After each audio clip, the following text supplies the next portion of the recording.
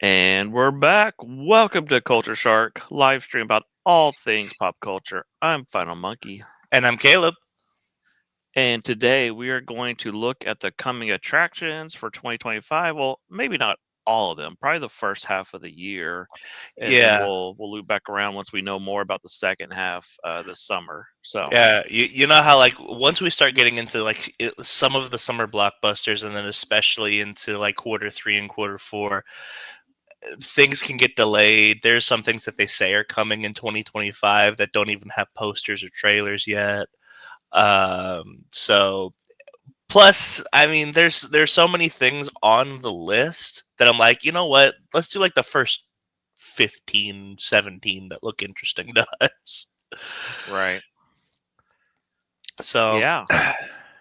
So we are back from our little Christmas break and we are raring to go. Caleb is buried in snow, yes, I and am. we might be getting snow later this week, which is really weird for our area. So, Yeah, yeah. It's kind of been like a so. I am not the most up to date whenever it comes to the news, especially the weather. So the only time that I know is if people are working talking about it, if my mom says anything about it. Um, so yeah. Anyway, I did all of my shopping yesterday, and it was kind of like The Walking Dead. It was I'm great. sure it was. I'm sure it's how it is here, and it may or may not snow Thursday. Um, it went from wintry mix here, possibly, and now like the taskbar on my computer is saying 9 inches of snow this Thursday, and I'm like, what? There's So, there's this one guy on YouTube who I'm pretty sure lives in Kentucky, who's like a big weather YouTuber. I need to start following him or something. I'm trying to remember his name. Um, but when I went to like a certain, there was a church that I was at. Ryan Hall, y'all. I oh think yeah, yes, I am aware of his weather channel. yeah, Yes. I think he lives in Kentucky. um, and so I just need to start following him because I mean, like he does national weather, Uh huh. but with him living in Kentucky, I'm sure a lot of his stuff relates to um, relates to stuff that I would have to personally be dealing with. But that's how you know that we are geared up and ready to go for the 2025 season of Culture Shark. We are now talking about the weather. Yeah, yeah. So let's get back on topic here. So we're coming out of 2024. We had some decent movies, but I don't know if it was the strongest year for movies. Kind of a weaker year, I would It say. it was not a strong year for entertainment in general. I would say. Gaming was pretty. Gaming struggled a little bit. TV kind of as well. TV was probably the strongest, though I would say out of all of them. Yeah, Um, I think a lot of people were more focused on the election and which way the wind was blowing, and I yeah, think pop culture in general is kind of holding its breath to see okay, which where are we going, and a lot of things got delayed also. yeah, We're probably seeing the effects of the writer strike. yeah, So yeah, and also like the last time, we don't have to get we don't have to get too political, but I mean the last time that a certain president elect won, um, South Park had an entire season written the opposite way, and so they had to change everything, and it ruined South Park for like 2 seasons. yeah, yeah, So I think everybody's just waiting. It's like the boys is like, okay, who's gonna win, so that way we know how to write the boys next season. yeah, and you again we're trying to get political, but you're seeing like a shift away from I'm putting quotes wokeness, and so you see like animation takes forever to come out, So we saw the Spider-Man, was it Friendly Neighborhood Spider-Man trailer come out, and it looks so out of place with what the current culture is looking like. And it's like, I haven't even seen the trailer. Here's the thing: once I found out that it's not um his first 6 months of Spider-Man pre-Civil War, I just didn't care. yeah, it's like, Which yeah, at this point, like, it's not even like because I remember at one point it's like it's not his first 6 months. No, it's like what if MCU Spider-Man was uh, uh, uh, mentored by Norman Osborn instead of Tony Stark. Ooh, and now it's not even that. Now it's just a completely separate thing, and I'm like, who's this for? yeah. I think they greenlit it to be stuck in the MCU and then realized you can't use any of these characters. And they were like, we can't do this. And so finally they just lifted all the restrictions and said, Yeah, whatever, just do whatever. which I do respect that. As a Batman fan who grew up in the 2000s, the Bat embargo was um, horrible and horrifying. Are you familiar with the Bat embargo? I may have talked about this before. I know that, I know this is not what you're talking about, but I know that Batman the Animated Series had like rules because they were coming off of the Tim Burton films. Like Catwoman had to have blonde hair, and the Batmobile had to look a certain way. So I can only imagine that in the 2000s it was way worse. So in the 2000s, the Bat embargo stated that you can't use the same characters in multiple projects. That's why Hmm. whenever the Batman was on, Teen Titans was on at the same time, so they skipped to Batgirl before going to Robin for the Batman. That's also why we never got Two-Face, Scarecrow, or Ra's al Ghul in anything in the 2000s because of the Nolan films. Um, and That's then why one the Task Force X was on Flash, and then they weren't because they were getting their own movie. So yeah, exactly. yep, I remember that. Be like, oh, what are you doing? Yeah, which It was so dumb because like the audience is not. You either have audience members who care or don't care, and the yeah, ones that don't care, who cares? They're gonna watch whatever, and the ones that do care, they're smart enough to know, oh, this is a separate thing. I can handle it. yeah. There's two different versions of this. Now there are like the Bat embargo gave like maybe a couple cool things. Like one of my personal favorites was the fact that they couldn't use Robin. The Batman actually introduced Batgirl first, which um, we've only done once since then, which was in Jeff Johns' Batman Earth One. But it's an interesting idea that we get Batgirl before Robin. And then I can't remember how the Bat embargo affected Justice League. It might have had something to do with the Royal Flush Gang, probably. Probably. But yeah. So that's that's the Bat embargo 101 for all you 2000s history buffs. Yeah, there's a lot of I cannot remember what his name was. There was a guy that worked on all those cartoons and gargoyles and everything. He just passed away, and I cannot think of his name. I might look it up a little bit later. But he said people always ask, why can't you, he'd be working with people like, oh yeah, we're gonna throw Batman in here. He's like, no, you can't. And they're like, why? You go, we're DC. And they're like, no, this group over here has rights to Batman. You cannot use this character. And about how you had to learn which characters were off limits depending on which projects you were working on. Marty something. His name's Marty. But he did a lot of podcasts on Word Balloon about it, and he yeah, he was always talking about how that was a big issue of DC in particular, because if a certain group had dibs on this character, they were off limits and you couldn't use them. So Oh, okay, that's interesting.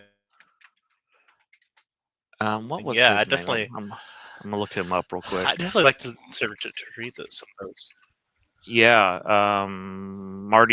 Martin Pasco, I think was his name. Let me see, Martin Pasco, because he worked on like Gargoyles, and Martin Pasco, Canadian writer. Oh yeah. it might be him. I know his name's. I definitely know his name was Marty. So that may be him. I should just look up word balloon and look up Marty. That would probably tell me right away. Co-writer Yeah, of Marty Mask of the Pasco. Phantasm. Co-writer of Yep. Mask of the Phantasm. Okay.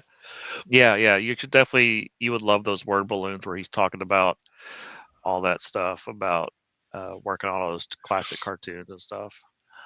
Oh, did he worked on Super Fighting Robot? Oh my god. uh, Yeah.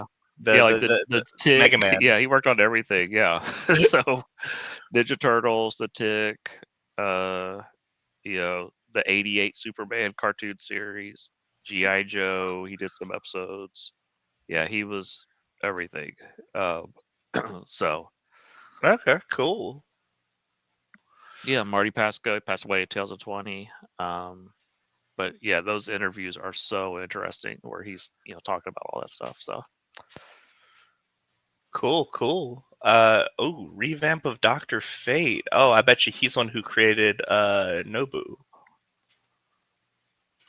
Anyway, that's awesome. me. That's me geeking out over DC Comics. We're not there yet. We'll get there later on this year.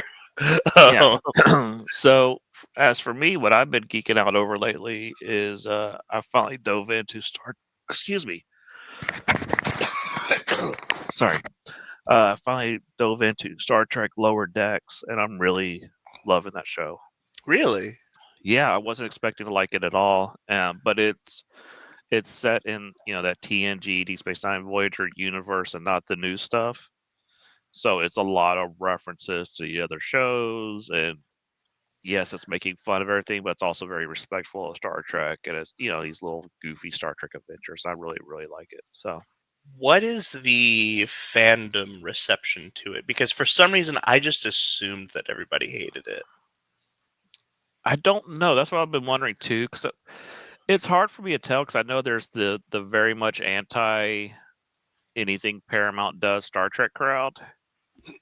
So it's hard for me to see what they like. But then, you know, everybody's favorite Dan Slott was talking about, oh man, the finale to Lower Decks was amazing and all this, the season series finale. And I had heard that from someone else that it was really good. So I was like, you know what, I'll give this a chance. And now I'm kind of hooked. So Okay. um yeah, the only complaint I have is the main character. You hear the term boss girl thrown around a lot about the character, like a Ray character that could do everything, and she's kind of like that, but she's also deeply flawed where like she's like the best at everything, but she pushes everybody away. And so like Ray was kind of like a blank slate where it's just like, oh, I'm the best at everything, I'm the best. And this character is, yeah, she's kind of the best at everything, but she's also very flawed, has all these issues with her mom and all these other things. So I mean that could get annoying sometimes, but I think it works for this show, whereas Ray did not work in the Star Wars trilogy. So Oh, Jack Quaid's in it. yes. That's fun. Yeah, Jerry O'Connell, and they get a lot of the voices from the Star Trek shows on there, and Oh, there, Jerry O'Connell. It's yeah, just the cast from everything Scream. Uh, from all generations of the Scream films, everybody's in Lower Decks. yeah. So, Uh, so yeah, this we'll probably keep all this in the big live stream, and then we'll chop this episode into some shorter stuff. So this is all for those who sit through the live stream or the longer version Mhm. of this episode. So let's get to the movie stuff, the main topic. Yeah, definitely. I want to go ahead and call this watch party. Okay. Uh, Pretty much anytime that we talk about, because I know you said what this year what we really want to like do is instead of like variety, which I like variety, but we the less type of stuff we do, the simpler it gets, and the better we get at those certain things. I know you say we wanted to go between watching movies and reading comic books and whatnot. Yeah, So I think when we say we're doing television and books and video games, YouTube doesn't know what to do with us. It doesn't know who to recommend us to. So I think if we kind of simplify it, say, okay, we're doing two things. We're doing movies, and not to say we'll never talk about this other stuff. We definitely will, but mhm, our main focus, and we'll actually have a schedule, will be movies and comic books going forward, yeah, and like alternate between these two topics. So this week's a movie episode, next week will be comics, yeah, and hopefully we'll have more videos throughout the week at some point. But for yeah. right now, we're talking about the live stream. Yeah, Cameron and I, whenever we're done here, I think Cameron and I are going to work on our next Metroid Crusade, where we talk about Metroid 2, because we both beat that like a month ago, and we still haven't talked about it. So we gotta get it while it's fresh in our mind, because I do not want to play that game again. um, but yeah, so and then we'll call. We got comic book club, and we got different. I'm just working on different media assets that we can use in the background and whatnot. Uh, Sure. Yeah, just we want to because, definitely be a year of improvement and growth, and yeah, really get this channel going. So, yeah. all right, now back to the topic. So how do you have these ordered? Are they by month or just by Release date, random release date? release date. Okay, Yeah. So, all right. we originally were going to start off with one, and then you added one yesterday, and then it turned out to be the first thing. So, uh, I I am kind of remiss that there's a lot of these that I was interested that like I just pulled them off the list. I'm like, these look interesting. If there are trailers, there's possibility that I did not watch the trailer of That's these. fine. Um, Yeah. so, We are uh, coming off of Christmas break, so we are we're we've been very busy. So the fact that this episode's happening at all is pretty amazing. So yeah. um this one I heard some other channels recommending. It is a Steven Soderbergh movie. Um so that's he's a very popular director, did the Ocean's 11's movies and Aaron Brockovich and all that stuff. So, Oh, he did um, Magic Mike, didn't he? yeah, this is a haunted house movie, but the catch is it's everything is from the perspective of the ghost. Okay. So you're seeing all the stuff happen with the family, but it's weird camera angles and stuff because you're seeing it through the eyes of the ghost, all this drama and stuff, and then you're seeing like the spooky stuff happen. But like I said, everything is from the ghost perspective. So that Okay. is the trailer's very interesting. It's got Lucy Liu in it, and yeah, it's kind of one of the things I'm like, this could be either really dumb or really cool. So Is it kind of like found footagey or didn't look like that. I mean, it's filmed in a very weird way. I will say that. Like you've said Dutch angles before. It's not really Dutch angles, but it's something weird where it's almost like the camera's in the corner and kind of tilted and a weird, I wouldn't say fisheye lens, but some type of weird lens on it because you're seeing it through the eyes of this spirit. Um, but yeah, okay, this so one. looking at the cast is and this is me just this is just deduction because the majority of the people are in this movie are white, so I assume that they're the family. Is Lucy Liu the ghost? I have no idea. I do Okay. not know. She didn't look like a ghost. She, you know, I know nothing about this movie, though it comes out like next week or a few weeks. It is sitting at 91% on Rotten Tomatoes. Um, they say it's a slow burn, but you know, uh, let's see what's it say. Slow burning spectral thriller. Okay. So, yeah, comes out very soon. We know very little about it, but it was just an interesting idea, so I threw it on the list. Yeah, yeah. All right, next up, I think this is the first one that we were originally going to talk about. No, this is the second one that you added. They both happen to be first. Yeah, this caught my eye because this is directed by Mel Gibson. So, I don't know if he's directed anything in quite a while. Uh, Did he I know he's controversial. I really like Mel he Gibson. I've always direct really liked the what was that one that people were obsessed with? What was that one that people were obsessed with Jim Caviezel in it? Did he direct that one? what Passion of the Christ. No, no, no. It came out like 2 years ago. Jim Caviezel 2 years ago. Don't know what movie he made 2 years ago. You talk about the one, The Sound of Freedom? Yeah, did he direct that? I don't think so. No, okay. Uh, So then the last thing that he directed was probably Hacksaw Ridge. Probably so. There are trailers for this. Uh, it looks pretty good. It's a small plane, and they have a witness to a like an informant, to like a mafia informant or something on the plane. So you have three people on the plane. It's a pilot, uh, the FBI agent, and the informant. And then about halfway through the flight, and Mark Wahlberg's the pilot. And about halfway through the flight, you realize, oh wait, the pilot, like they see the pilot license fall out. It's a different person. And you realize, oh, Mark Wahlberg's an imposter. And then all heck breaks loose. They all start fighting over the plane So it's like Con Air. with three people. But yes, and also I think Topher Grace is in it. I think he's the FBI informant. The other Uh thing you can't tell by the picture, I think for the first half, like Mark Wahlberg has like a hat on or something, and then once the hat is off, he's like balding, so he looks really weird.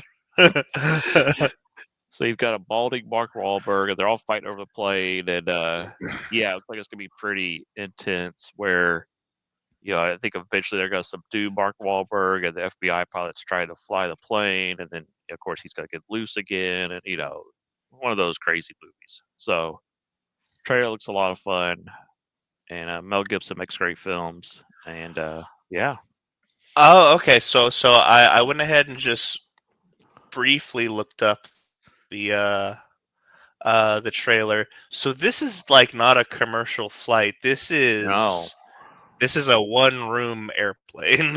yeah, this is a very tiny airplane that they're fighting over. So what is it that Abed called this, a bottle episode? Yeah, Just so oh, there's the balding. Oh, hi there. How you doing? yeah. Oh, I'm Okay, reading. wow. Wahlberg partially shaved his head each day while filming for the role of a balding pilot instead of wearing a bald cap. So that's that's really his bald head. Okay, okay. Marky Got Mark. gotta respect it. He's like, this is it. This is my Oscar. Yeah. So yeah, there's like I said, the trailer's out for this one. It looks a little fun. Yeah. Okay, cool, cool. All right. Next up, yeah, this is the one. So Screamboat. This one is interesting. So Screamboat, Steamboat Willie is a kind of a big deal in my family because my other uncle builds pinball machines, and his most famous pinball machine is a Steamboat Willie that he built. Like 2 or 3 years before it ended up before Steamboat Willie went into public domain, and now that it is in public domain, all these pinball places are approaching him, wanting to buy the design and whatnot. So Steamboat Willie is kind of like a big deal in the Monahan side of the family. But anyway, uh, So what this is what I just to jump in real quick. What's going to be interesting about this is I think this is the first real big test of using the Mickey character. in something like this. Yes. I'm very curious to see how Disney, if they actually shut it down or if they can shut it down. So I think a lot of uh, people are watching this to see what happens. I I think this will be okay because this is not Mickey Mouse. This is Steamboat Willie, who is technically speaking a different character. Hmm. Um, and then I'm also taken aback to oh, what was that one Disney horror Escape from Tomorrow? Hmm. Uh, it was like kind of that gorilla filmed like Disney World horror movie, Escape from Tomorrow. Um, and like everyone thought that was going to be like a huge deal that Disney was going to shut it down. And in fact, on their website, it's like, uh, uh, it was like we've gone 2 days without Disney shutting us down and all that. And then like it turns out that Disney didn't care at all. Um, and then it also turned out that it was a horrible movie. um, so Yeah. I I think this really all.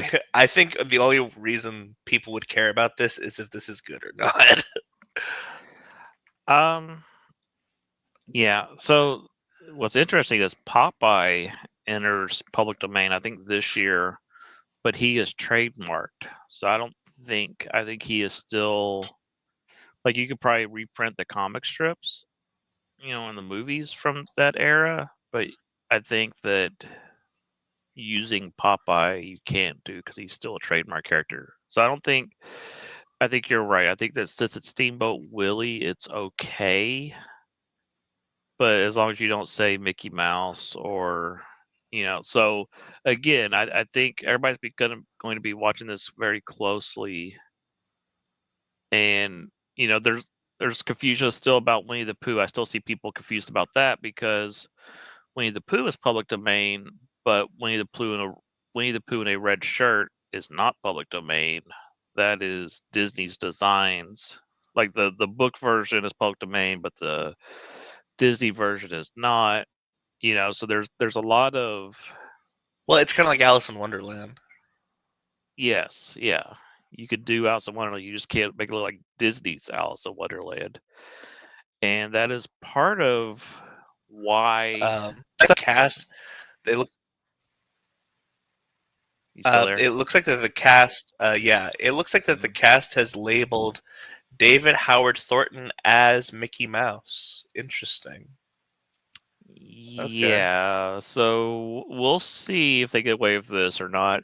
Um, this is also part of the reason why Disney cranks out these dumb live action versions of the animated movies is they're trying to muddy the water with copyrights and trademarks. Well, So that's what happened with Del Toro's Pinocchio. Is they put out that one Pinocchio movie, and then Del Toro. And here's the problem with Disney doing that is it actually sets them up for embarrassment because their Pinocchio was horrible and Del Toro's won all these awards. right, and this is also why they did all these straight to video sequels in the '90s stuff. They're just muddying the water and stuff. The more different versions of these characters they could put out there, the more they can say, that's our copyright. So again, I'm sure this movie's gonna be crap. Um, but I think it's interesting. Also, I think these are I don't know if it's the same group or not that made the Winnie the Pooh ones, but they're doing a Peter Pan one, and they're building like a whole universe of these public domain Disney characters. I don't know if it's the same people I who don't did the think it winning. is. Now that I'm Uh, thinking about it, well, although they're because saying, yeah, go ahead. like they have David Howard Thornton and Tyler Posey. Like they've got like actual people in this movie. Hmm. Like I mean, like Tyler Posey is Teen Wolf, and then uh uh David Howard Thornton is the clown from Terrifier. So they're not huge names, but they're bigger names than the Winnie the Pooh guy. Yeah. All right. What's next? Next up, we got Dogman. This one this one we talked about a little bit over Christmas because I had not seen the trailer until Cameron and I went to go see Sonic, and I didn't know the origin of Dogman. I'm familiar with Dogman. I used to work at a bookstore, and whenever I worked at this bookstore, like every kid came in looking for Dogman. Like that Dogman was the hot stuff for elementary school kids. Um, and I knew it was Dave Pilkey, and I grew up with Captain Underpants. So like I kind of understood it. I did not know that they sewed the head of a dog onto a dead police officer. Yes, that's hilarious. Yeah. Yeah, when I saw the trailer, I was cracking up. So Yeah, yeah. I mean, like, if you, so for those who don't know, Captain Underpants's origin story is these two elementary school students hate their principal. And so they use their like hypnotizing ring that they got out of a cereal box to hypnotize him to make him think that he's Captain Underpants, and that's his origin story. Um, which I mean, like that's not super messed up, but that's kind of an odd thing. But then, like, okay, so we got this. We have Turner and Hooch. Okay, Turner and Hooch, the dynamic crime fighting team, and they both die in a bombing. And so, in order to save them, we're gonna sew Hooch's head on top of Tom Hanks. right. Um, I really don't. In the trailer, doesn't tell you anything else. This is the thing that stuck out to me. I have nothing else to say about this except they sewed a dog's head on top of a dead police officer. Yeah, I'm curious to see if this is gonna be a big hit or not. On paper, you're like, oh, this should be a huge hit, but sometimes when these things translate to movies, they do okay, but we'll Yeah. see. Plus, I worked at this bookstore 8 years ago, That's the so other thing. I'm sure that Dogman books still sell, but it's kind of like the Angry Birds movie took so long to come out, but by the time it came out, no one cared. I mean, I grew up with Captain Underpants. I never saw the Captain Underpants movie. I Right. didn't. Yeah. Oh yeah. You know what? I always forget that. Like, I want you to think about this. My dad first played Angry Birds on his Palm Pilot back in like Yeah. 2013. It's kind of like the Minecraft movie coming out. You're like, this should have been out like 5 years ago or Did something. Did you see that Notch basically announced Minecraft 2 Yes. and did you see his shade at Microsoft? Yes. It was amazing. I'm curious because I don't know how you make a sequel to Minecraft because I think the point of Minecraft is like it's already got everything that you need. Yeah, we'll see what he comes up with. I don't Yeah. know. Yeah, I mean, like, my favorite my favorite thing that I saw on a YouTube comment was uh the guy who made Minecraft makes Minecraft. Yeah. Like just stupid internet humor. Well, he's Yeah. got Notch has so much money, he can do whatever he wants. He doesn't care Yeah. if it Yeah. fails or not. He does not care. Yeah. um yeah, so this is Dogman. I will say the Minecraft movie is not on this list because I don't care, and I don't think you do either. Yeah. um, Other than I realized after watching the trailer again that Jason Momoa's character is supposed to be Billy Mitchell, and that makes it funnier. yeah, yeah. Um, shout outs to Carl Jobst. Yeah. Yeah. Yeah. Oh, whoops. Oh no. Do not, please do not pay attention to the man, to the Google slides behind the curtain. Yes. Um, Yes. All right. so next up, I'm so excited for this. I'm so excited for this. So I have started watching Loki season 2. Um, Mhm. so whenever I first got COVID, back in like 2020, 2021, I can't remember when I got COVID. Mhm. But that's whenever I first watched the first season of Loki. I was a little late to it. Now that I think about it, I think it was 2021 because WandaVision didn't come out till 2021. So I was a little late to Loki, and so when I got like really sick last week, um, which if you go back and I'm slowly posting the Sharkies. That's how sick I've been all week. Is I've just been asleep for a whole week. Um, so if you go back and you watch the Sharkies, uh, I I am extremely sick. Mhm. um, so I go on and I start watching Loki season 2 just because I'm like, you know what? I watched Loki season 1 whenever I got super sick. So let's see how this one is. And I, I can't remember his name, Kikyu Han or something like that. Data, Short Round. He is wonderful in Loki season 2. He's wonderful in Everything Everywhere All at Once. I'm so glad that like he's getting his own headliner at this point. Um, and especially that it is a John Wick style movie. Yeah, the only thing I'm worried about with him is I don't want him to get typecast and oh he's Asian, he must do kung fu movies. But yes, I think he is an awesome actor, and yeah, I'm looking forward to this. Yeah, yeah. Well, so I don't think he'll be typecast as like kung fu. I think this works because this is out of type. Okay. Because like I mean, he was Short Round, he was just a kid.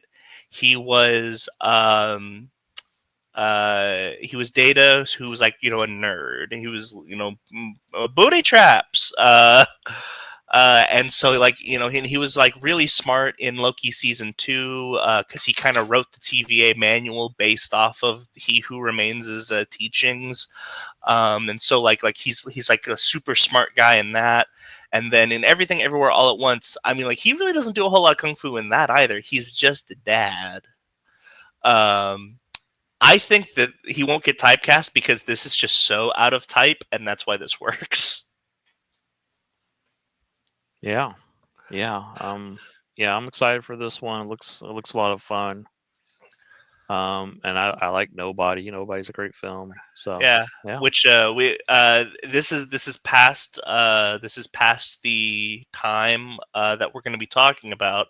But I think sometime in August or September, we're actually getting Nobody 2 as well, which is fun. Cool. I wonder if Christopher Lloyd's in that one also. He That'd was be fun. fun. Yeah, he was fun in the first one. So cool. What's next? Next up, we've got The Day the Earth Blew Up. Shelter in place with your milk sandwiches. Hey, what's up, Jonathan? How you doing? Okay, so The Day the Earth Blew Up, a Looney Tunes movie. So help me out with this because Uh-huh. last year people are up in arms because there was a Looney Tunes movie that didn't come out, Hmm. and now we're getting a Looney Tunes movie. So last year the movie was, I think it was called Coyote versus Acme. Yes. And they were shopping it around. It was a mix of, it was like Who Framed Roger Rabbit, a mixture of live action. It was a court case involving Wile E. Coyote Yeah. It was suing Acme. it was I think it would have been in the fourth because you had Space Jam, then Brendan Fraser's Back in Action, then Space Jam Hmm. 2, and then that would have been the fourth one. Hmm. Um, and basically Warner Brothers wanted some other production company that they wanted the distributor to fit the bill to pay for the movie, basically, and they wanted way too much money for the movie, so the movie got shelved, and everybody who saw it said it was awesome, and it's never going to see the light of day, most likely, for tax reasons. Um, it had like Will Forte in it and John Mhm. Cena. Yeah. So this is just a straight up animated film. A few years back, Cartoon Network had the new Looney Tunes show. I really liked the new Looney Tunes show. This I is love not that. this. Yeah, Oh, this is what's next. That weird. They were trying to go back to the wackiness of the early Looney Tunes cartoons, but they went like too far. Like they they didn't quite understand the slapstick, and they just made it too silly. And that's kind of what this is. And I'm a huge Looney Tunes fan. I want this to be successful. The trailer was such a turnoff, and as Jonathan is saying in the chat, yes, the trailer had a weird fixation on their butts, and I was just like, I like I said, I want this to be successful. I think Looney Tunes should be the biggest thing in the world, and this is not it. apparently, based on its uh premiere in Los Angeles, um, back in like June of 2024, it was really well received. Current, and take this with a grain of salt because the movie is not out to the public yet. It's got 100 on Rotten Tomatoes just based on film festivals. And it may be awesome. The trailer is awful. This is the Transformers 1 problem Yes. all over again, where the trailer was so bad, like it killed. Like you open with a Yeah. plumber crack joke with Daffy's butt hanging out, and it's just like, what are you doing? Yep. Once again, I said this during the Sharkies, which you all will see eventually, because I'm gonna get to posting right after we're done recording. But I said this during the Sharkies. I'll go ahead and say it again. I mean, I still haven't seen Transformers One. I'm sure it's a great movie. It also deserves its failure, because it does. I was laughing at Jonathan. Uh, Oh god! Oh my god! Oh man, that honestly, the butt quack seems like that's like a Howard the Duck joke from like. yeah, yeah. But yeah, no. So Transformers One, I'm sure it's a great movie, but I mean that's your um. Yeah, some of your budget goes to marketing, and so if you misuse your budget, you deserve your failure. Um, And so I think the one thing that this has going for this over um, Transformers One though is like I haven't seen a trailer for this. I haven't had this recommended anywhere. I don't feel like this. If the trailer is that bad, I don't think it's as big as the trailer was for Transformers One. Um, so they could come back with a better trailer next I month. hope they do. I hope they do. The actual very very opening of the trailer is kind of like looking like a family album, and it's showing like all these little black and white photos of like their old cartoons, and that stuff I like a lot. And then it goes right into the butt joke, and you're like, what are you doing? So, um, yeah, like I said, I like Daffy Duck a lot. He's Oh my probably god, favorite Wayne character. Wayne Knight plays the mayor. Uh, So, um, yeah, I want this to be good, but it looks so bad. So, what's yeah. next? Uh, in the Lost Lands, this is a film by Paul W.S. Anderson, um, with Mia Jovovich. Uh, Basically, this is kind of the creative team behind Resident Evil movies, but based on a short story by George R. R. Martin. Yes, this is one of the reasons we will never get another Game of Thrones book. I, Because he keeps doing stuff like this instead, and it's like, George, I, finish the story. we know the real reason. The real reason we're never getting another Game of Thrones is because Elden Ring is the best thing he's ever made. um, I think that the HBO series finishing the story and not finishing the way he wanted, but now there is an ending out there, and now it's kind of like, what's the point?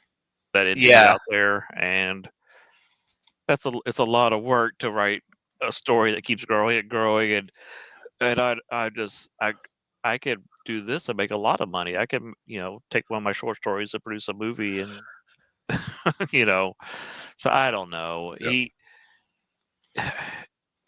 It's a shame because I those early Game of Thrones books are really good, and then the later ones kind of taper off, and then the series definitely tapered off. But Well, I mean, like I could say the same thing. You know, those first seasons of Game of Thrones are really good, and yeah, then because they were following the books. Yeah, they were really good.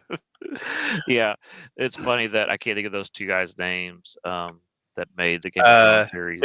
D and Weiss D, and D&D is what they're collectively known as. yeah, David DB. Weiss and something. Anyhow, they got a lot of credit for that, and I was like, no, they were given books to make, and they just followed the books, and once they stopped following the books, it all fell apart, and so any deals they've tried to do after that have not worked because those two guys are really not that creative. Yeah, So but Batista's in this too. oh, Batista. I love Batista. Yeah, I like him in movies and stuff. It's one of those things where I have to separate the artist from the art, you know. So he's one of those people that gets riled up online and makes everybody mad. So Yeah, which I mean, he's a former wrestler, so. yeah, yeah, But essentially, what is this plot summary? A queen desperate to find happiness in love takes a daring step. She sends a powerful and feared witch, Grey Alice, uh, to the Lost Lands to give her the magical gift of turning into a werewolf. yeah. With the mysterious hunter Boyce, who supports her in the fight against dark creatures and merciless enemies, Grey Alice roams an eerie and dangerous world, and only she knows that every wish she grants has unimaginable consequences. Oh, okay. So this isn't even an original by Martin. This one is. Uh, oh no, I was gonna make a joke about how this is a ripoff of Twilight Princess, but this came out in '82. Ooh, Yeah, fun. yeah, yeah. So this also feels like, where like they'll make any Stephen King story into a movie, and they're like, that one probably shouldn't have been a movie. That's kind of what this sounds like. Well, that's why you give it to the Resident Evil guy. Right. Yeah, yeah. That kind of tells you everything. So anywho, yeah, Uh, I just saw this was a George R. Martin, so I threw it on the list, and so okay, this is very interesting. So apparently, Dave Batista was not the first choice for the character Boyce in this movie. uh-huh. And the first choice is a completely different actor. Well, of course, if it completely Justin Chatwin. I don't know who that is. Who's Justin Chatwin? Justin Chatwin was in Shameless. He got his first role as a roadie in Josie and the Pussycats. Most famously, he was Goku in Dragon Ball Evolution. Oh, okay. Yes, I know who you're talking about now. Yes. um, so going from Justin Chatwin to Dave Batista for any character is really interesting. Yeah. um, Okay, okay. So I want to go ahead and make this known. This one was not my. I have no idea about this. Was him. He did this. I did this. Yeah. Sometimes I uh, throw things on here just because I think they'll be interesting to talk about. I don't have any desire to see this film. I just you know. Yeah, So yeah.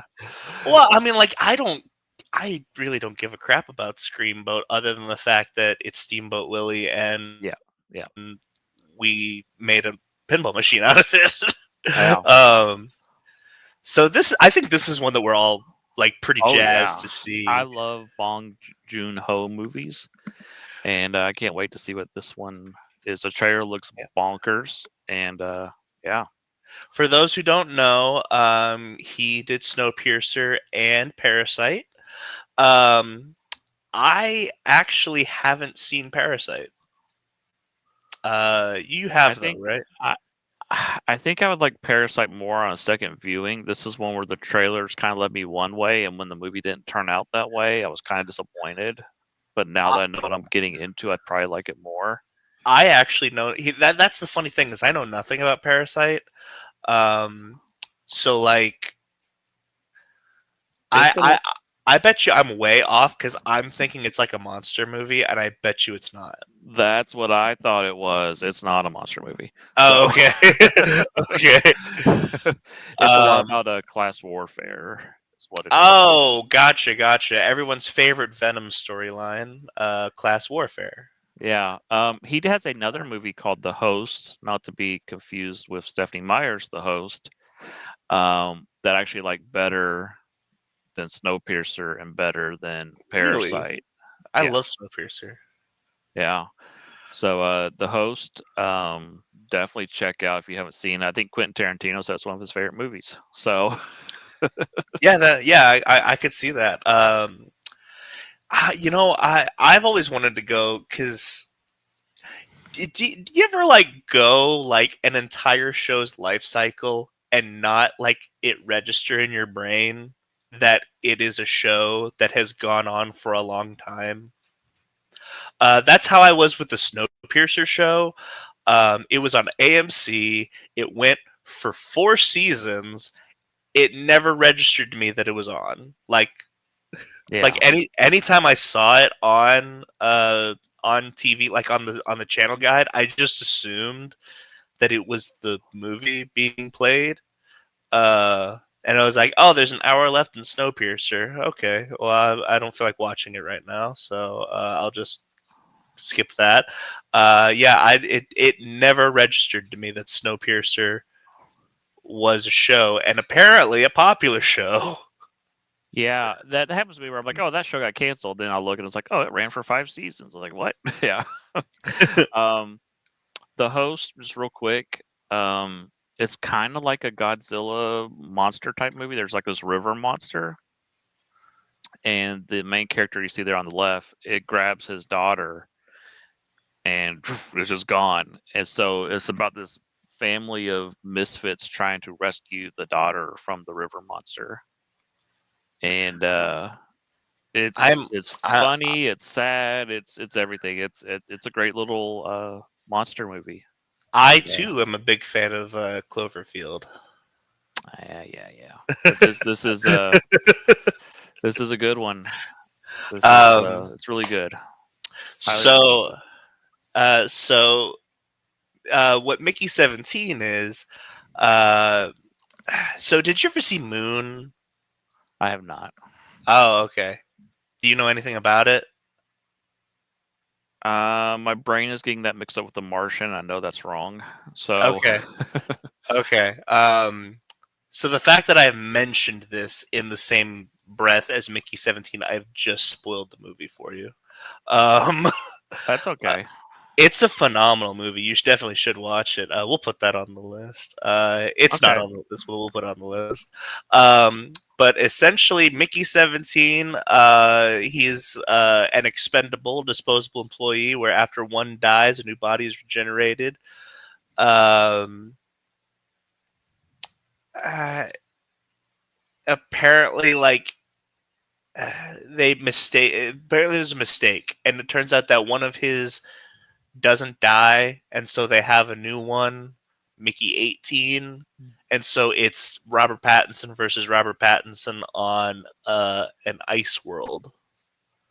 Yeah, it's kind of like a video game where you have all these lives, and so it's like, you're playing Mario and he has 10 lives, and life number 10 starts and realize, oh, life number 9 was still alive, and all of a sudden you got 2 Marios on the screen and the world ends, because the reality shatters because there should be 2 Marios. Yep. And then Stephen Yeun is in it as well as Tony Collette, Mark Ruffalo, who I have seen do well in one movie, and everything else I've not liked him in. But no, I'm excited for this. Just on, if anything else, it's just because, when has Pattinson not killed it? Yeah, And I agree. I'll include Edward in it, okay? Because he knew that it was stupid, and so he played it like that in the Twilight movies. Yeah, I mean, if you say what are I'd say the 2 best things about the Twilight films would be Robert and Michael Sheen. Oh yeah, he's great. Yeah, so yeah, I like Robert Pattinson as an actor, always have.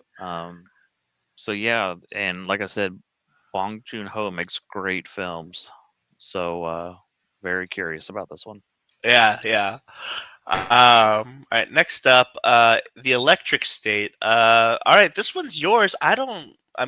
So from what I can tell, this is by the Rousseau brothers, right? Yes, and I became aware of this a couple of years ago. This was an art book that someone made of I think it was like I'm just gonna say Norway. I don't know what country it was. We in Sweden, one of those countries over there. Yeah, I'm a dumb American. One of them countries over there in Europe. Swedish. Yes. Basically, it was this beautiful art book that I wanted to buy. I never did, but it was like a desolated, apocalyptic world, and you see all these mascot robots like roaming around and stuff. And like he would have like little bios by the drawings and stuff of like, oh, this is blah blah blah happening and stuff. And so they basically took all those bios and stuff and fleshed it out into a full movie and a story based on those drawings. Um, and that's what this is. It's got Chris Pratt in it and Millie Bobby Brown. If it's a Netflix movie, it's got to have Millie Bobby Brown in it. And Ke Huy Quan. Oh, is he in it? He's in it, and so Giancarlo Esposito's in it. Yeah. So this is about these mascots and these robot mascots that are kind of like second class citizens. And from what I got from the trailer, her brother had passed away, and now she thinks her spirit is in one of the mascots, and they start kind of like a revolution and stuff. Also, Jenny Slate, who's also from Everything Everywhere All at Once. Yeah, we've got a lot of people in this. So there you go. Okay. Voices. Okay. So Millie Bobby Brown, Chris Pratt, Ke Huy Quan, and Stanley Tucci, Giancarlo Esposito. These are all the people who play like physical characters.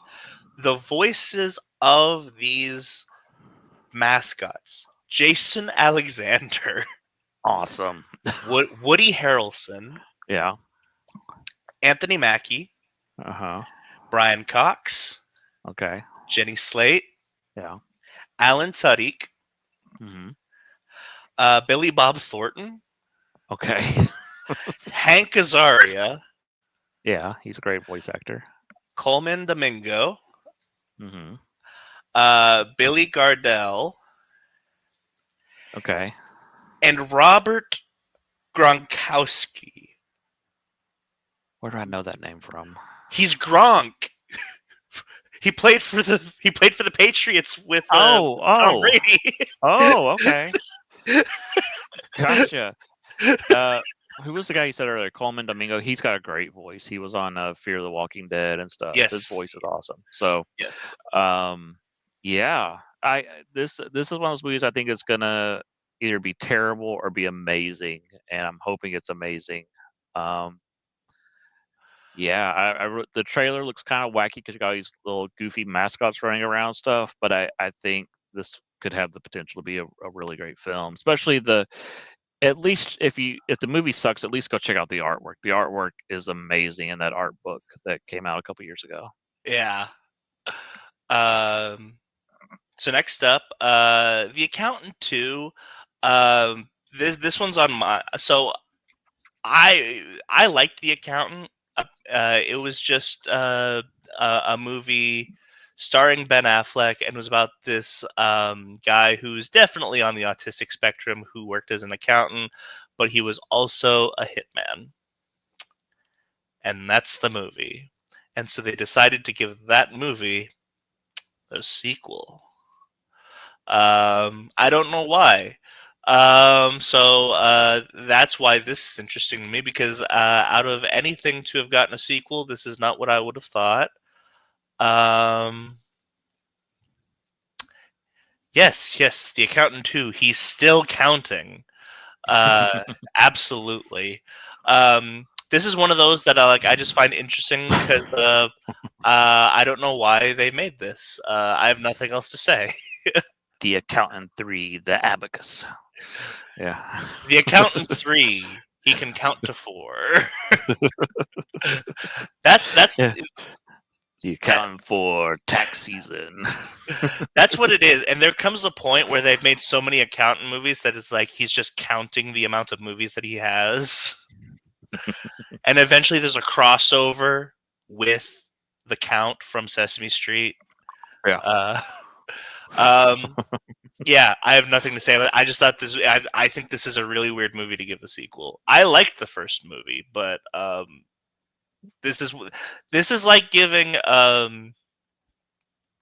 this is like giving a Liam Neeson movie that's not Taken a sequel. Like oh, Liam Neeson on a train.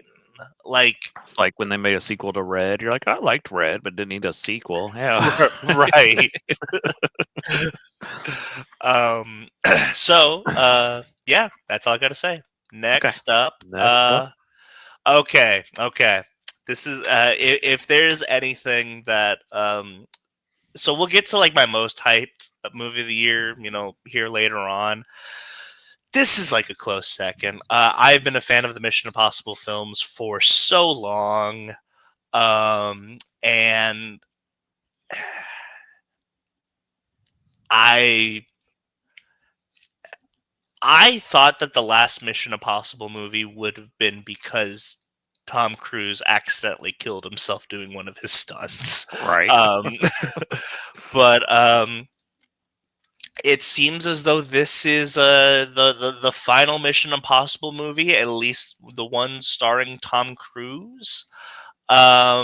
So this is kind of a big deal. It's got Simon Pegg, Ving Rhames, Haley Atwell.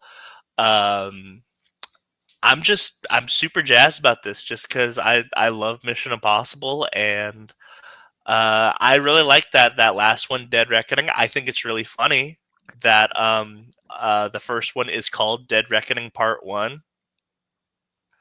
Yeah. Like even in the movie, it's like Mission Impossible Dead Reckoning Part 1. So it's we have Dead Reckoning Part 1 and then the Final Reckoning. Yeah, if you'll notice, Hollywood's getting away from doing the part ones, part twos, or at least telling you up front that they are, because I think it affects the box office. I think that's why they dropped the part two, because people are gonna be like, "Oh, I didn't see part one," and they're not gonna go see it. So they just want to get people in the door. Then they go, "Oh, by the way, this is part two." Yeah. So. Which I mean, like I also think it affects I think it affects the box office of part one as well, because like you want a whole story when you go to a movie. You don't want to go and hear, "Oh, I gotta wait 2 years to find out what happens." Yeah. Which is why I thought the reaction to Infinity War was weird, because like everyone was super shocked at the ending. And I'm like, do you guys not remember whenever this was called Infinity War Part 1? Yeah. Well, people are paying attention. Yeah. But short attention spans, yeah. Yeah. And then, sometimes you'll get something like a movie like Across the Spider-Verse, and then you have no hope in the fact that we get a third one. Yeah. Well, I don't know. Well, I heard that they're like, oh, this could come out in what they say 2027, but they're like, oh wait, there's another Spider-Man movie coming out that year, so I think they'll even hold it back past that. So, yeah, I don't. By the way, Mission Impossible, I'm sure I've seen parts of the first 2 or 3 movies. I've definitely seen Ghost Protocol, but other than that, I haven't seen any of these films. So, Yeah, yeah. It's really strange that like so Ghost Protocol is definitely the most popular of them. Um, mhm. I think it's because it came out at a really odd time. Because Mission Impossible, for the most part, these are summer blockbusters, right? Uh, Ghost Protocol was a February movie. And so like it was essentially they released a Tilly's 90. Uh, it's not even the studio that's going to get him to do a Tilly's 90. It's just Tom Cruise doing it till Yeah. he's 90. Yep. um, he is the studio at this point. Oh, yeah, definitely. Uh, but yeah, Ghost Protocol was a February movie. It was one of those like blockbuster action movies that came out in February, so everybody went to go see it. Um, Short King Wolverine, I could see it, man. I could see it. Um, but yeah, I am super excited about this. That comes out in May, looks like. Uh, okay. So I have a confession to make. What's your confession? I I like the Jaden Smith Karate Kid movie. I haven't seen it, and now that I've seen this trailer, I want to go back and watch it. So for those who don't know what this is taking the old Karate Kid movies and the Jackie Chan, Jaden Karate Kid movies universes and saying, "Oh wait, these are the same universe," and having both of the, I guess, the protagonist of the first movies and the sensei from the later movies coming together to this Karate Kid Legends movie, which is weird because we've also got Cobra Kai. Mhm. So Cobra Kai, Right, which is coming yeah. to an end, and the Cobra Kai people really didn't have a whole lot to do with this. So we'll see if they screw it up. But the trailer looks really good. I love, I love Miyagi and Daniel. Those were my like childhood heroes. Um, so until I got older and realized, wait, Johnny's the hero, but that's a different thing. So um, yeah, I need to get uh, caught up on Cobra Kai, and then I'm kinda hyped for this. I one thing that I do like because so the one thing that like really put people off, I think this was the main thing that put people off of like the Karate Kid, the Jaden Smith one, which I think is a really shallow thing to be put off by, but whatever, is they weren't actually doing karate. In the Karate Kid, Jaden Smith, it was actually kung fu. Um, so in this one, they're doing something a little different, which I like. That's what the whole line about the two branches, same tree, because this kid Ben Wang, he is going to be learning karate from Daniel San and kung fu from Mr. Han, and he's going to combine them together. Sounds fun. Yeah. Let's do it. Um, yeah. So, yeah, and here's the thing. The farther we get away from it, I'm more comfortable recommending it. I like the Jaden Smith Karate Kid movie. In fact, I uh, uh, I love wax on, wax off. In the paint the fence. Mr. Han's take off the jacket is so cool. Take off the jacket, pick it up, hang it up, take it off, put the jacket on. Like the whole jacket scene is so cool. So yeah, I recommend that, and I'm pretty excited for this. It it uh it looks really interesting. Yeah. So Um, yeah, we recommend. I mean, like I said, I haven't seen the James Smith one, but we recommend all the Karate Kid movies except for the next Karate Kid. That one doesn't exist. You can ignore that one. I I have I've have they ever brought that up on Cobra Kai at all? I think so. I think they name dropped Hilary Swank's character, but that's it. I don't think that. Okay. All right. Uh, um, but at that point, I think that's pretty much all it is, though. Because I think Yeah. it's like Like I think they mentioned the fact that Daniel was not his only student or something like that. If she shows up on the final episode as the final villain, that'd be hilarious. uh, all right, so my girl Anna de Armas.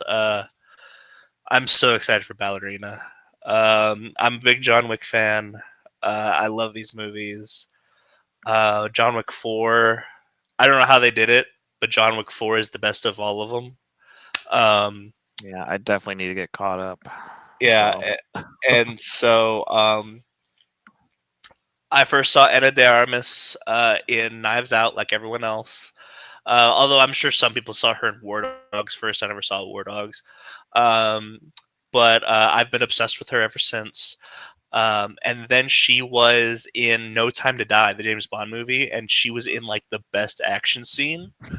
And so whenever they announced her being in a John Wick movie, I mean this is when I'm like, yes, I'm on board.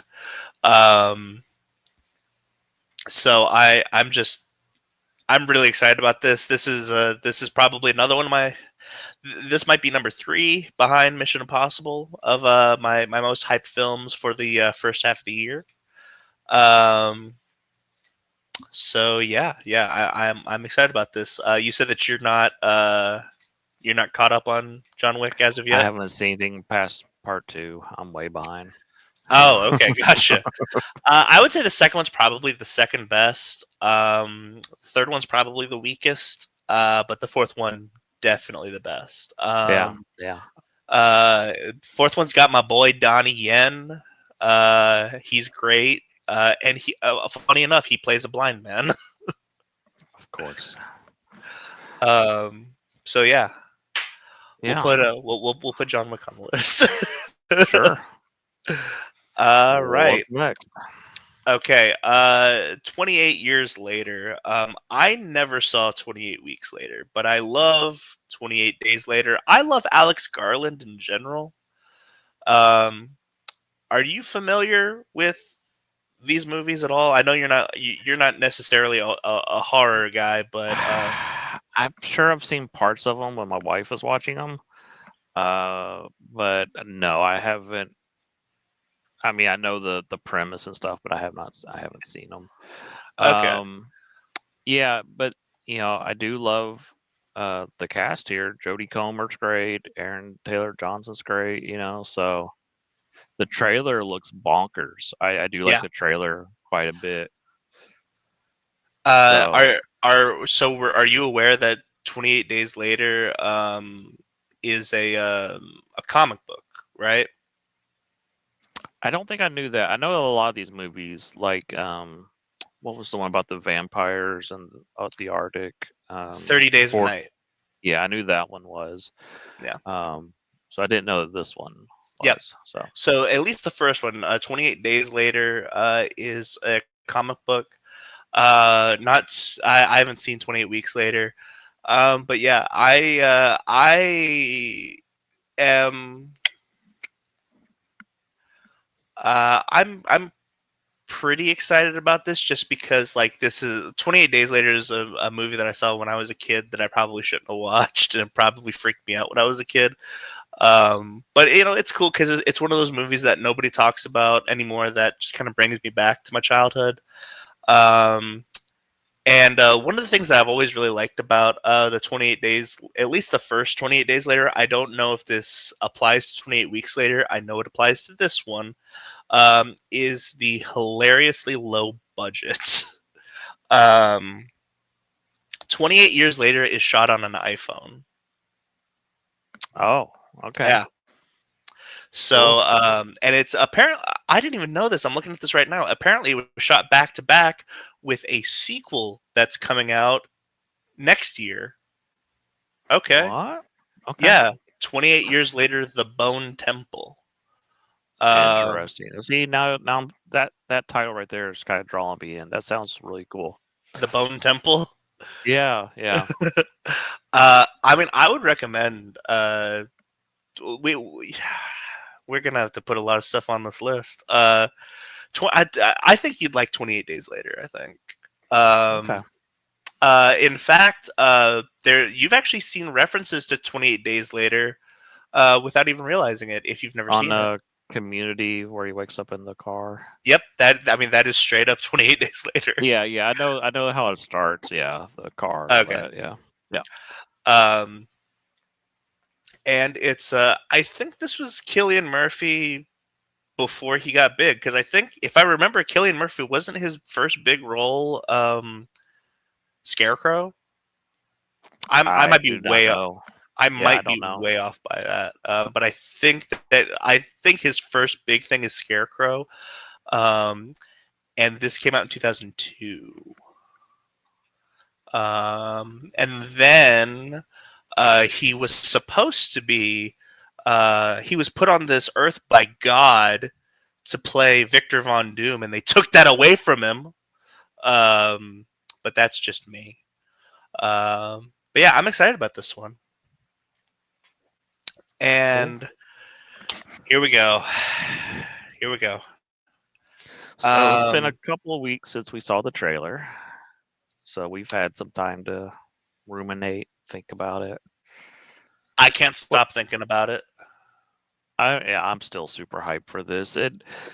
Someone I can't think of his name, but he said it's a Superman movie. It's a cultural thing. It's these are Yeah, important, and I'm curious to see what James Gunn's take on it. We've heard all kinds of rumors that it's terrible the test screening, or it was great, or it was like The Mummy, or like Captain America: First Avenger, and I'm like, well, those aren't terrible movies, you know. yeah. So Sell me um, on it more, please. yeah, yeah. Um, So well, I'm still hyped. Yeah. that's the thing. Is so the the the headline is like test screenings reportedly awful for. If you actually click on the article and read the article, the the specific reactions make no sense. Yes. Um, which makes me think that this person is just full of crap. Or he's hearing things very third hand, fourth hand, and things are getting lost in translation, and maybe he's got a bone to pick with James Gunn, and yeah, maybe he's a Snyder freak. yeah,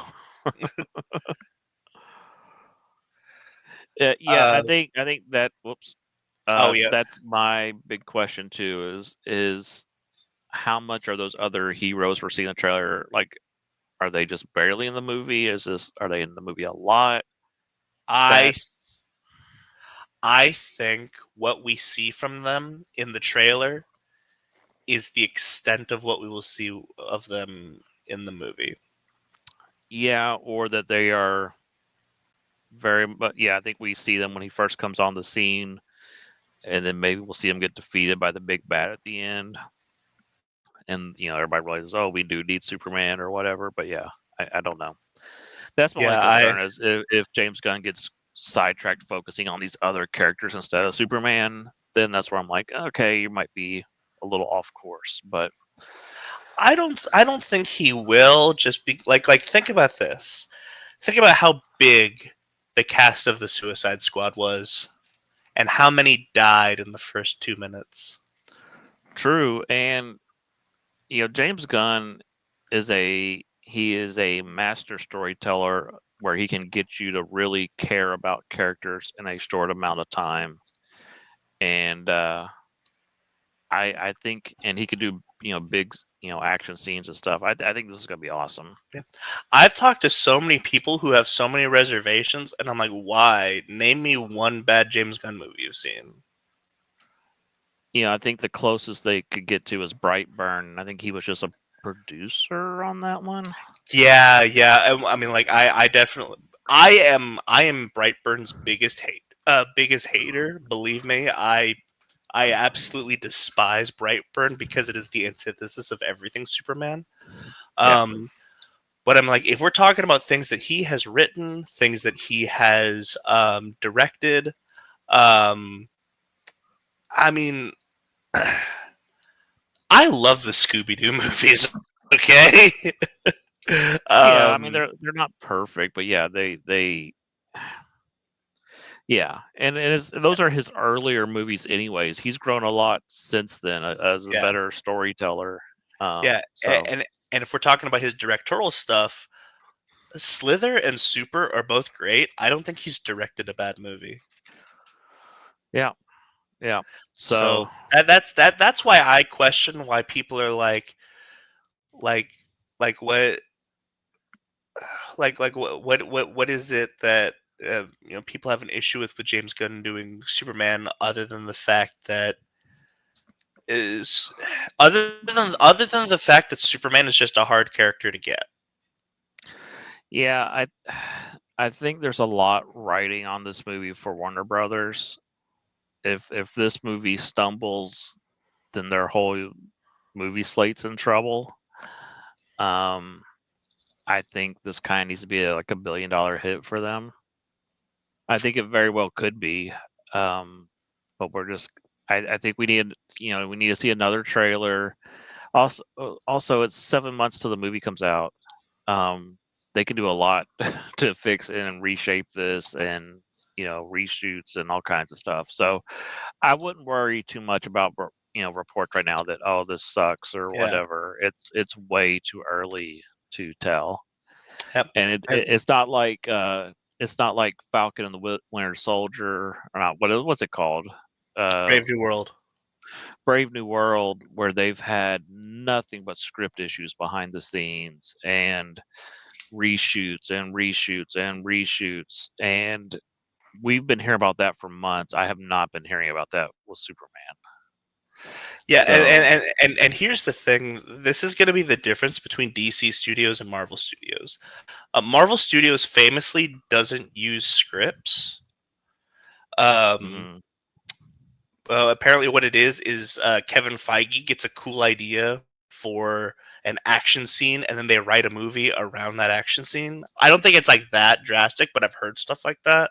Yeah, that's Um, basically true. Yep. yeah. James I think they Gunn. have a general plot, and then once he gives them that action scene, then they kind of fill in Yeah. make it all connect. James Gunn. He has come out and said this in interviews. Script is number one Mhm. in his eyes. That's why someone on Twitter, I think, was complaining that, like, when it comes to DC Studios, like, your third thing that you've greenlit is Clayface. What are you, a weirdo? And he's like, no, it's just the Clayface was the third script that was completed that I thought was good. So Mhm. I think James Gunn is going to be worried less about an interconnected universe and more about creators coming to him with a script, and if it's good and they have a vision, then they're going to go with it, Yeah. which is astounding that is a unique thing these days. Yeah.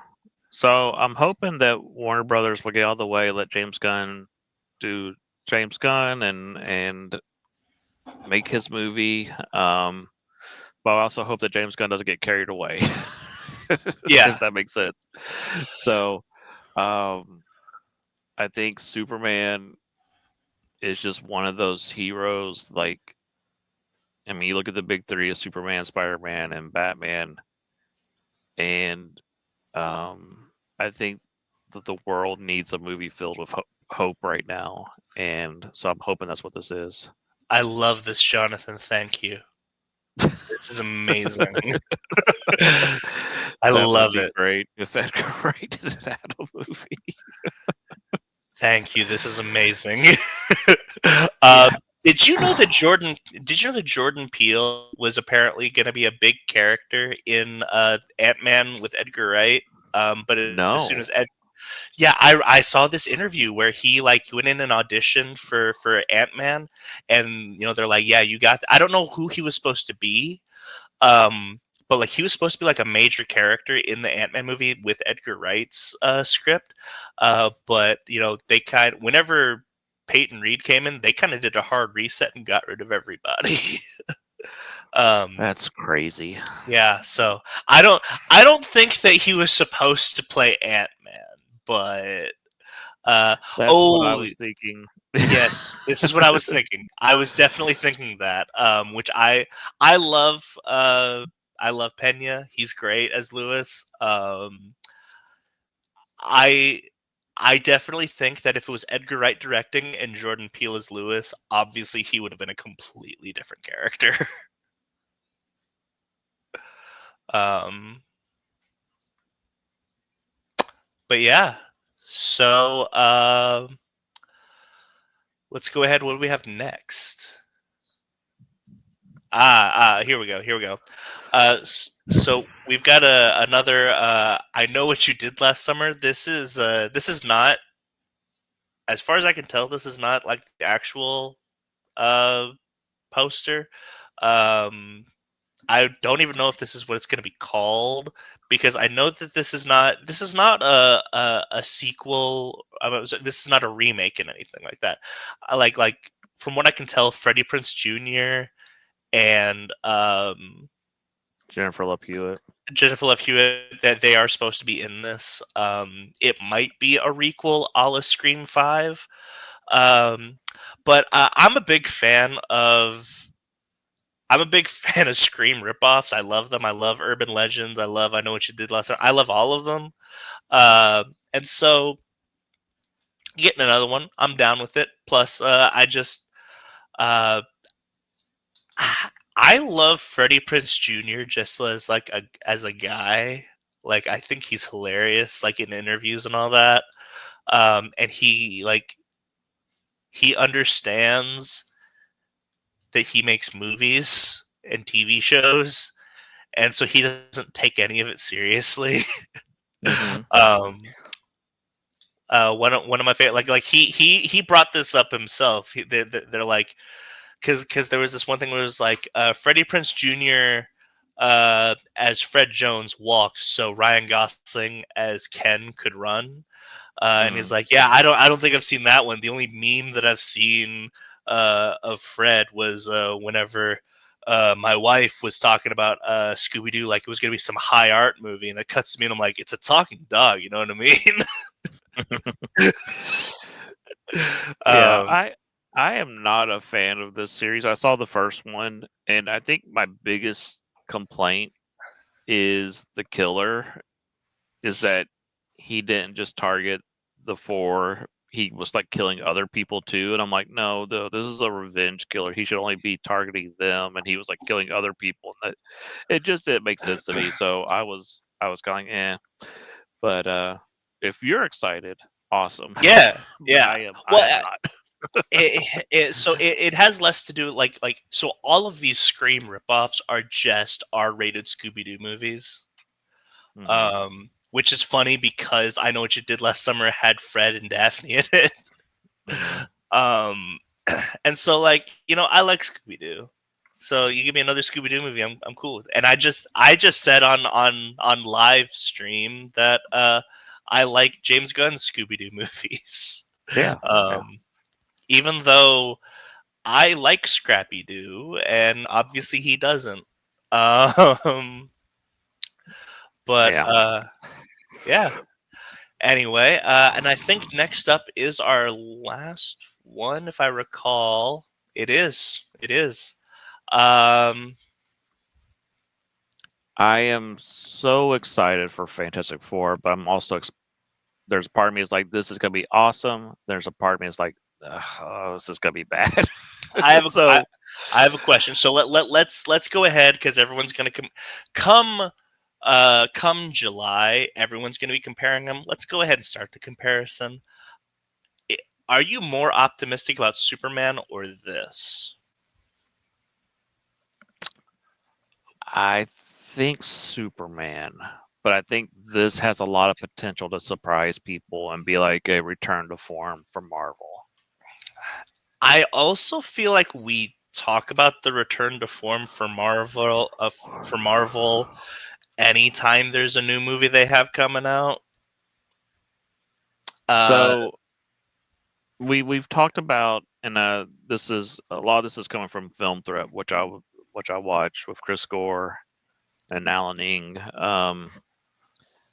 They said that we saw in Deadpool and Wolverine that they were poking fun at Marvel's like, yeah, we know we screwed up.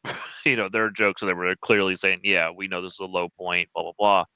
It takes a while for things to change behind the scene, and Thunderbolts and Captain Falcon or whatever it's called were too far along.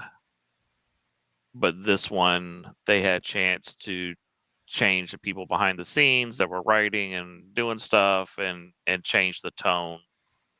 I think this has a lot of potential. My biggest red flag is Pedro Pascal. It is still Pedro Pascal. Just as Jonathan is saying right now. I don't know why they didn't have him shave the mustache. I don't get it. In fact, it occurred to me who the perfect Mr. Fantastic would have been. Let me pull up his picture. And I don't remember if he was in the runnings or not, but Which is, it's funny. We were talking about the Maker just yesterday. uh-huh. So that's another thing is like, I don't see this guy going up against the Maker. Oh, he would have been great. Yes, I don't know why it never occurred to me. Why have we, other than him to play Shazam, he would have been the perfect Reed Richards, and I don't know Well, why Zachary Levi did not cross my mind. I mean, yes, well, I know he was already in a Marvel Thor movie, whatever. yeah. No, that's basically it. Um, I think another thing that like is just like another thing that's just kind of a hurdle for me is like I am down with almost everybody except for like your main characters. I don't mean so. Vanessa Kirby is Sue. That's great. Joseph Quinn is Johnny. That's great. Eben Moss Bachrach is Ben. I am so excited for. But when you're talking about Reed Richards, when you're talking about Silver Surfer, when you're talking about Doctor Doom, none of these people I am excited for. Well, I'm still not convinced that Robert Downey Jr. I think he is a Doctor Doom, but he's not the Doctor Doom. If that because we're dealing with a lot of multiverse shenanigans going on here. I Um, so I read a theory yesterday, and it made me hate it even more because you know how I've been obsessed with the Maker pretty much this week. I've just been going on a Maker yeah, binge read. and so just real quick, if you don't know, the Maker is the ultimate version of Mr. Fantastic, who basically became a villain, an awful. I mean, he's just a horrible person Yeah. and a super villain. So yeah, go on. The theory that I heard was that this Doctor Doom is is the MCU version of the Maker, but it's Tony Stark. I'm starting to get the feeling that in Secret Wars, we're going to have our current Avengers, whoever those are, versus the dead Avengers or alternate versions of the former Avengers. So you'll have an alternate Steve Rogers, you'll have the Doctor Doom, Tony. But it's kind of like if you do that, I'm not going to be rooting for the new Avengers. I don't care about them. Unless you make the Thunderbolts the new Avengers at the end of their movie, or they're the Dark Avengers or whatever, because they have an asterisk in their freaking name. I don't care about them either. Um, and I've heard rumors that who were they adding to the Thunderbolts at the end of that movie? It was Red Hulk and I don't know. I haven't there heard was this some one. other character. I've also heard that the Young Avengers are not going to be the Young Avengers now. They're going to be the champions. I've heard that rumor. I don't Was know. was it uh Zemo? No, it was some other. I don't know. It's totally left my mind. I'm not going to figure it out while I'm sitting here, um, but yeah, See, now I'm thinking about the future plans, and now it makes me get down on Fantastic Four because I'm like, ugh, That's what I'm. you know. That's what I'm talking about. Like that's what I'm talking about whenever it comes to Fantastic Four versus Superman. Is from what we can tell, Superman is going to be its own movie. Yeah, But Fantastic Fantastic. Four. Well, Fantastic Four is going to be its own little side universe from what we've heard, and then end up in the MCU by the end of the movie. And I've heard that there's going to be an opening montage of them fighting some of their classic villains like Mole Man and stuff. And I've heard rumors that oh, what is his name? John Malkovich is Mole Man, which is hilarious. Um, so I think, like I said, there's little things I hear about this movie that I think there's potential. And then you hear stuff like, oh, the Silver Surfer's female, and you're like, ugh, you know. And so there's so much. Like, I love their advertising so far for this. All the retro pictures and stuff are really cool, and I like the style they're going for. And then other things you're like, oh, Marvel, oh, Disney, what are you doing? So I I think the trailer is gonna be make or break for this movie, whether people go see it. you know. Um I think that the Thing has the potential to be one of Marvel's most popular characters again. We've talked about before how the Thing was like Marvel's like almost basically mascot in the 70s. He was so popular. He had his own cartoon with the Flintstones, back then. He was so popular. Well, I and you know, and the person to do that, I mean, like you haven't watched The Bear, but I mean, Richie from The Bear, Eben Moss Bachrach, he's great. I think this movie, I know the villain's supposed to be Galactus. I think this movie is lacking like and Doctor Doom played by, so and so and be like, "Oh my gosh, it's going to be awesome." It doesn't have that. Well, it's also got like so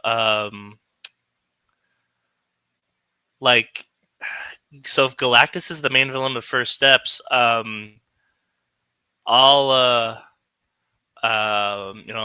respect to actors and what they do. Who as Galactus? Well, I think from what we've seen, I can't remember the guy's name, which again speaks what you're saying, but I think he's a good choice. But the other Who? thing is a big part of the Fantastic Four story is Doctor Doom, and like I said, that's why I'm hoping that there's another Doctor Doom that they have not announced in this, and that, or at least set it up.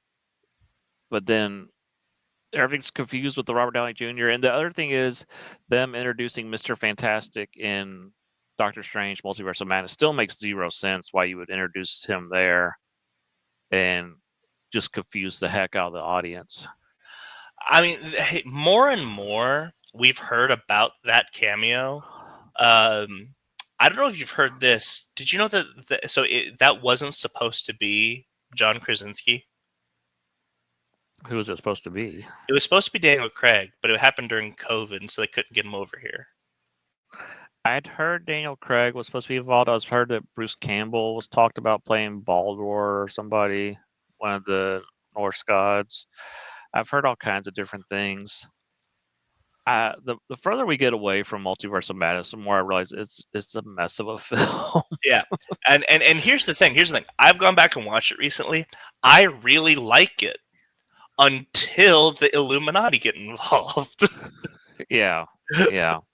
And I'm just like, oh man, I think I kind of hate the Illuminati. But then I read Ultimate Invasion, and I'm like, oh man, this stuff is great. Yeah. Yep. uh, there's I don't want to turn this into an MCU bash session. I'll stop. But so Phase 4, I've Does that been not reading a lot. Go ahead. does that not speak volumes though of the Superman versus Fantastic Four debate that like we are so psyched about Superman and we only have a couple reservations, but we talk for 5 minutes about Fantastic Four and then we just start bashing on the series? Well, it just feels like it has like a 50-pound weight around its neck that's pulling it down from being this great film. Like the Fantastic Four, I've been reading a lot of Fantastic Four lately. It's awesome, and I'm like, they could make a great film. And they've had 3 attempts, and some are better than others. And now it's like you have an attempt to have them do really show the world why the Fantastic Four is the greatest Marvel team. And it feels like, and on one hand, like I said, the advertising looks great. On the other hand, they're shooting yourself in the foot with weird casting and weird Doctor Doom shenanigans. And I think my opinion with this about this would be different if I did not know that Robert Downey Jr. was playing Doom in later movies. Like, I think Yeah. that is it's a big distraction. Well, I mean, like, but there's also Pedro's also a big thing. Yeah, yep. Um, and I also think that they don't have a heavy hitter as director. Like James Gunn directing Superman, that is a heavy hitter. Um, Mm. I love WandaVision. I love It's Always Sunny in Philadelphia. Um, only I know who Matt Shackman is. You know, Yeah. nobody else knows Matt Shackman except for me because I love It's Always Sunny in Philadelphia.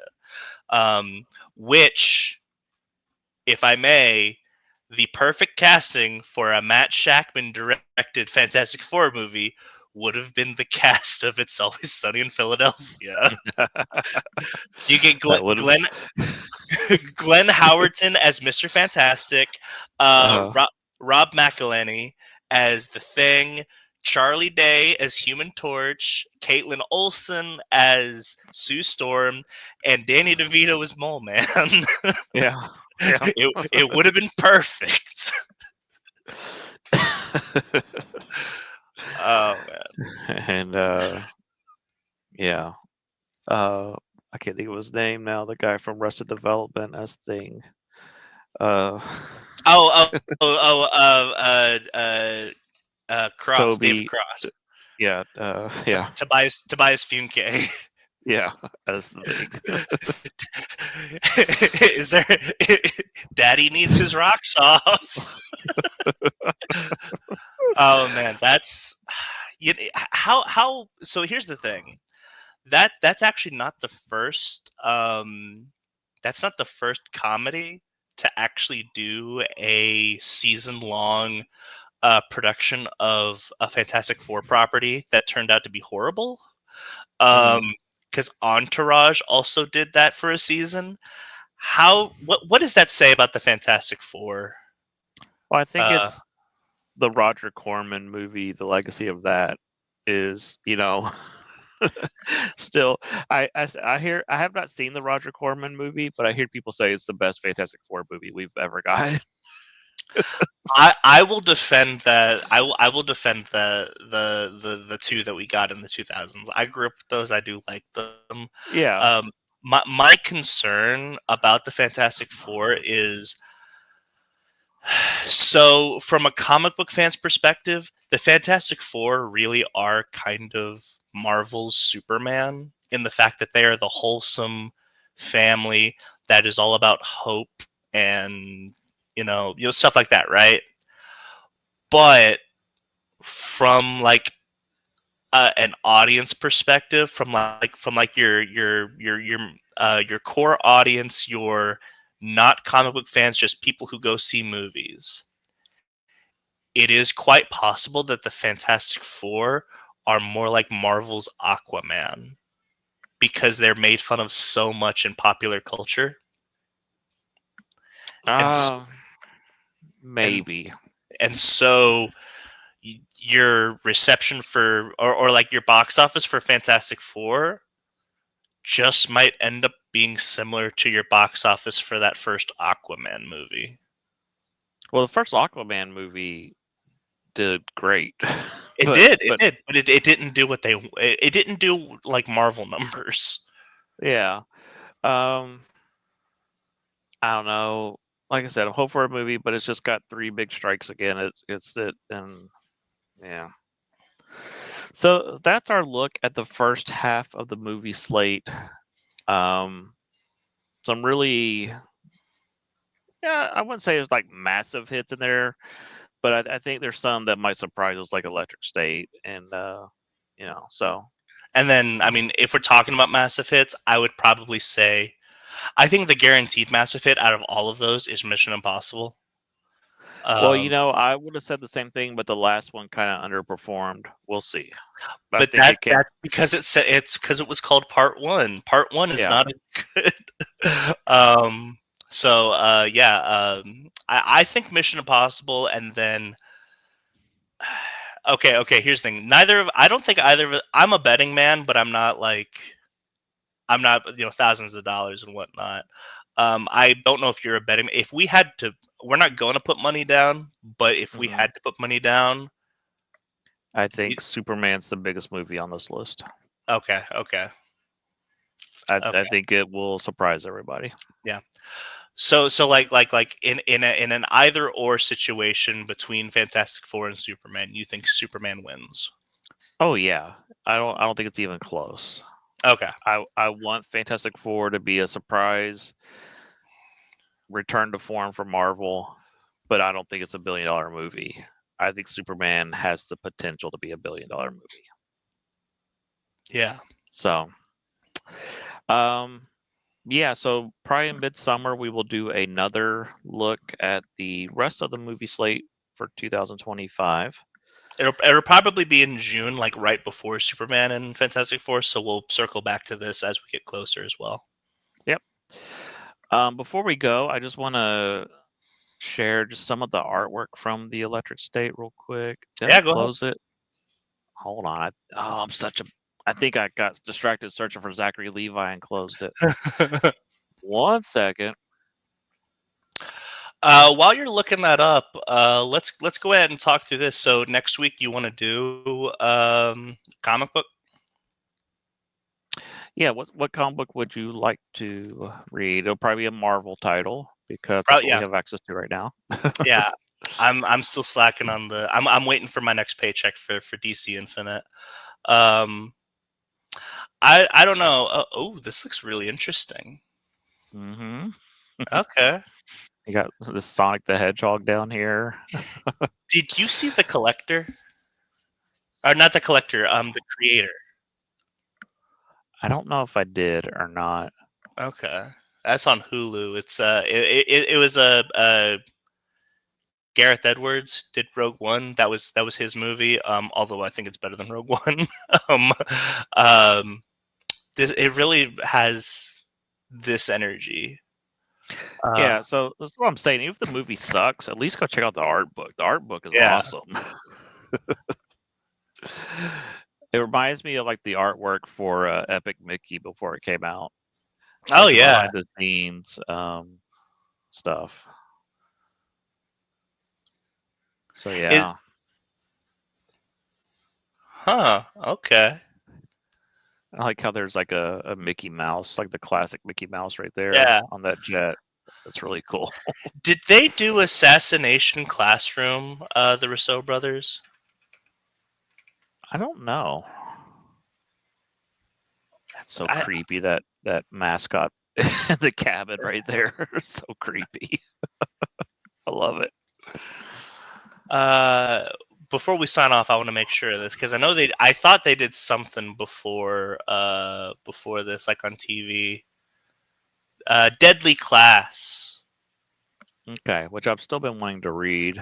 Um, Oh, it's a Remender thing. hmm Yeah, they Okay. got it at the library. I've been tempted to read that. Um, Yeah. Anyway, did you want to because I know that there's some things that we're going to be like reading through because like once I get Infinite, I think we're going to go through some Snyder Batman. Did you have anything in particular for Marvel that you wanted me to read through? uh, we could try and think. You know what? Let's read some. You want to read some Fantastic Four? Yeah, let's do it. Let's do Mark Wade, Fantastic Four, um, that first story arc, Okay. and we will go from there. Do you know what? Do you know what? Because I know we want people to read along if they can. Do you know what issue numbers those are? Yeah, I'm looking. Hold on. Let's see. See, does Comic Book Herald have a list? I'm sure they do. Comic Book That's Herald is a amazing it's great. website.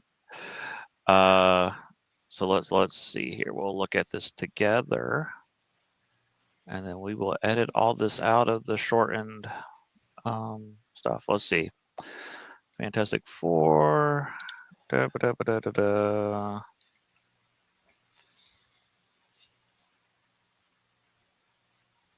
Oh, is he just covering like what it was? All right, let's try this then. Let's see. So, Ultimate Collection Book 1 on Amazon. Let me see what they collect or what issues they collect if it says anything. Is this before or after Hickman? This is before. Okay. I definitely want to get to Hickman at some point. Yeah, it's just a lot. That's Yeah. why I haven't. We will eventually get to some of the fun stuff. I mean, Hickman is a lot.